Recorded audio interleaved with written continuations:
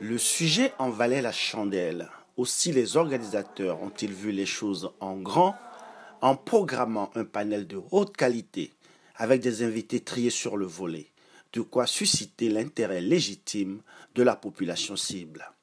Une diaspora qui s'est déplacée pour apprendre, pour comprendre les mécanismes de la corruption, pour que la corruption ne soit plus une fatalité, mais la lutte contre la corruption, un impératif pour le développement de notre pays, le Bénin.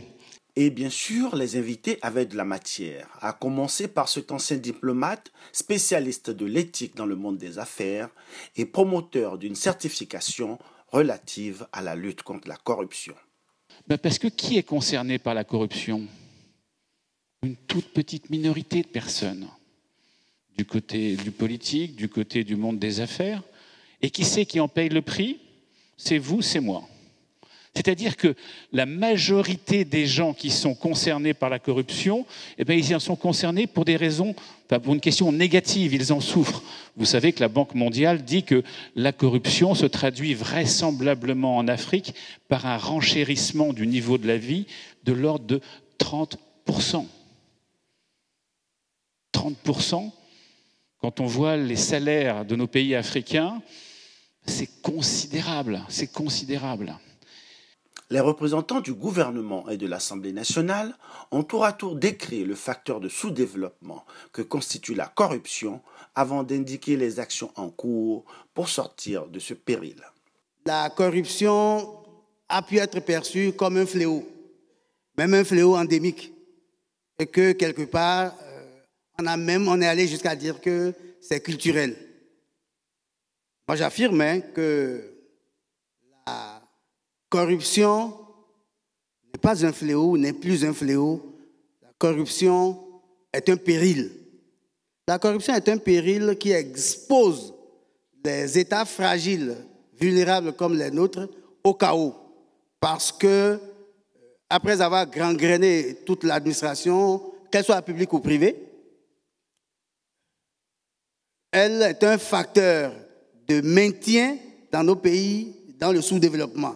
Parce qu'aujourd'hui, lorsqu'on fait les états des lieux, on s'aperçoit que dans un passé récent, pas un seul projet n'est conçu dans l'intérêt du pays sans que les concepteurs n'aient pensé à leur propre poche.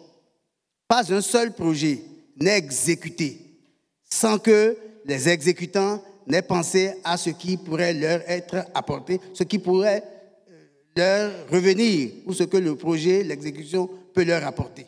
Si nous n'assainissons pas le milieu politique, si nous n'assainissons pas le financement de l'activité politique, le financement public des partis politiques, nous continuerons d'avoir une corruption endémique. Puisqu'il faut bien trouver les ressources pour financer l'activité des partis politiques et financer la démocratie. C'est vrai que nous nous voilons la face dans tous nos pays. Mais aujourd'hui, avec le régime du président Talon, nous sommes en train de crever l'abcès. Et je voudrais vous dire que vous en avez entendu parler, la réforme du système partisan, la réforme du code électoral, la réforme ou l'amendement ciblé de la Constitution. On va y venir. Nous avons déposé, quelques collègues ont déposé une proposition de loi à cet effet il y a quelques jours. 2 membres du cabinet du chef de l'État étaient aussi présents pour souligner à la fois la méthode et l'esprit des réformes en cours. En ce qui concerne les finances publiques de façon globale, je peux vous dire, il suffit de voir les derniers rapports du Fonds monétaire international. Vous serez fiers de votre pays, vous serez fiers du travail qui est fait, puisque aujourd'hui, en Afrique, je précise bien, les 2 pays qui sont cités en exemple par le Fonds monétaire international, ce n'est pas un rapport du Bénin, c'est un rapport de Mme Lagarde, c'est le Bénin et le Rwanda. Et ces 2 pays ont été proposés pour bénéficier de l'initiative de financement des ODD.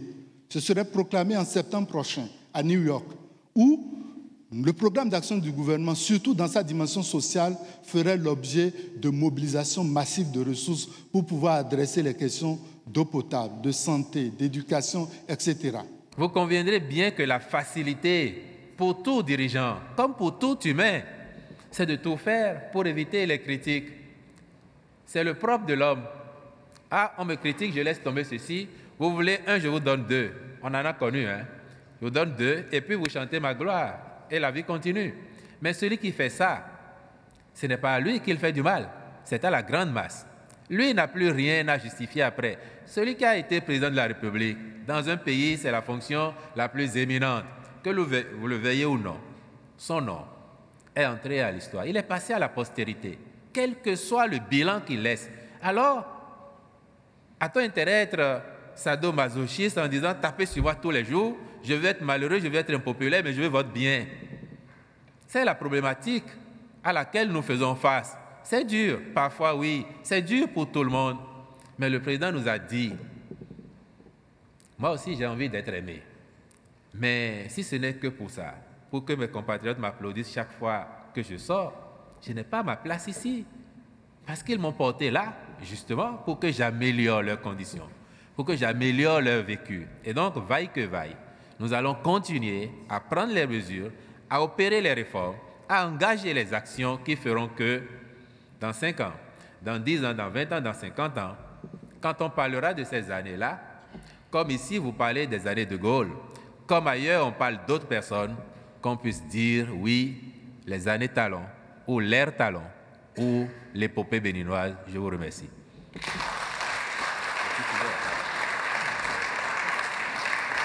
Si vous arrivez aujourd'hui au port de Cotonou, vous allez à la facturation, ou vous allez au service financier, si vous êtes prestataire, la nouvelle équipe qui est là depuis bientôt 2 mois, les factures sont payées, factures fournisseurs sont payées sans que l'équipe ne demande à rencontrer les prestataires. C'est une première. Et pour nous, c'est une grande victoire. Et je pense que c'est cela, la lutte contre la corruption, et nous irons de l'avant dedans. La coordination Nouveau Départ Diaspora Bénin, CNDDB, entend multiplier les initiatives de ce type pour faire connaître les actions du régime et servir de lien entre la diaspora et les gouvernants.